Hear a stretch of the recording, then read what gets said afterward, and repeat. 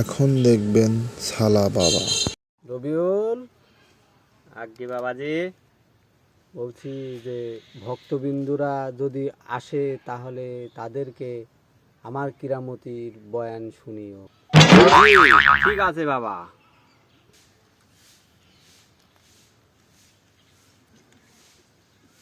ভক্তরা, আপনারা আমার শালা বাবার কেরামতি গুণা শুনে রাখেন।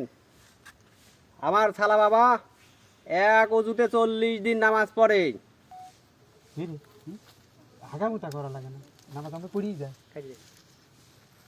আরো শুনে রাখেন, আমার এই শালা বাবা 6 মাস যাবৎ গোসল করে না।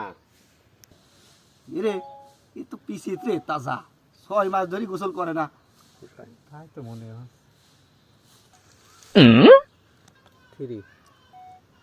আপনারা আরো শুনে রাখেন, এই শালা বাবার বড় কেরামতি।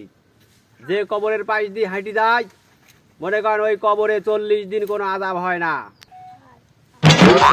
রবিউল, জি বাবা, তুই করলি কি এই কেরামতি জানি? ওই ভুল হয়ে গেছে।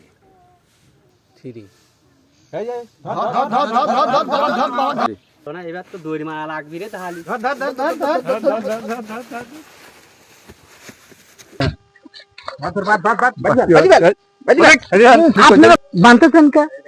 বান্ধতে ঠিক পাচ্ছিস নি?